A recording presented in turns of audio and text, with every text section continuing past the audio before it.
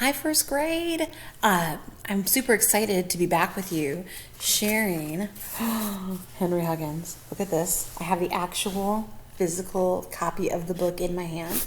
It finally arrived from Amazon. So I'm super excited that I'm not going to have to read it from my phone anymore. I can read the book in my actual hands so that when pictures come up, I can show you the actual pictures in the book instead of just the pictures from my phone. So I went through the book and found where we had left off. And when we had left off, his teacher was assigning parts in the Christmas play. And Henry was trying to hide in his seat. Not that any of you have ever done that. He was trying to hide in his seat so his teacher wouldn't call on him and choose a part for him. And if you remember, she did call on him. And she gave him the part of the little boy. And he was so embarrassed. And his friends were all laughing at him. So that's where we left off. A little boy, it was worse than anything Henry had imagined. He could never live down the part of a little boy. Sir Cuspid had been bad enough, but a little boy? The kids would never stop teasing him. Miss Rube, he said desperately, there's lots of littler kids in the lower grades.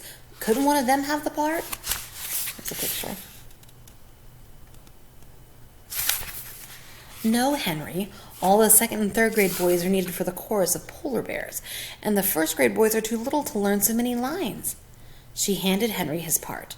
So many things had been typed at one time that the thin paper was almost too blurry to read.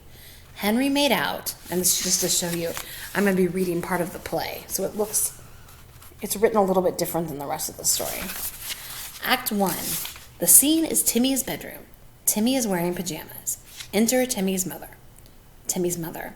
Hurry up and get into bed, Timmy. This is Christmas Eve, and good little boy should be asleep when Santa Claus comes. Timmy. Yes, Mother. Timmy gets into bed. His mother tucks him in and kisses him good night. Timmy's mother. Good night, Timmy. Pleasant dreams. Goes out and shuts the door. Timmy. Ho hum. My, I am sleepy. I wonder what Santa Claus will have for me in his pack. I think I will try to stay awake. Henry groaned. It was even worse than he had expected. Pajamas? Good night kiss? Did they think he was going to stand up there on stage in front of all the girls in the school in his pajamas and be kissed by some goofy old 8th grade girl who was supposed to be his mother? It was horrible even to think about. He had to find a way out. Already Robert was whispering across the aisle, Hey, little boy.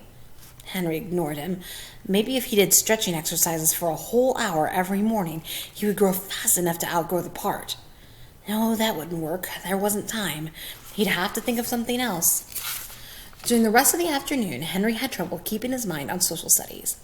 He was too busy trying to find a way out of playing Timmy, the little boy, when the last bell rang. He grabbed his beanie and raincoat from the cloakroom. He was first out of room 4 and first out of the school building. Ribs was waiting under the fir tree out of the rain. Come on, Ribsy, Henry yelled. Let's keep ahead of the rest of the kids. But he wasn't quite fast enough. Beezus and Robert and Scooter were right behind him. Hi there, Timmy, they yelled. How's the little boy? Then they began to chant, Henry is a little boy, Henry is a little boy. Henry slowed down. Ah, hush up, he yelled back. You think you're smart, but you're not. You're just an old rag doll and a brown dog, and I'll bet Scooter is something dumb, too. Huh, you wouldn't catch me being in any old operetta, said Scooter loftily. I'm on the stage crew. I get to pull the curtain and turn on the lights and paint the scenery and stuff. Mary Jane came skipping down the street, jumping across the puddles on the sidewalk. Ah, here comes the old dancing doll, yelled Henry. Yes, Mary Jane smiled proudly. I'll wear my new ballet slippers and my pink taffeta party dress and have my hair curled.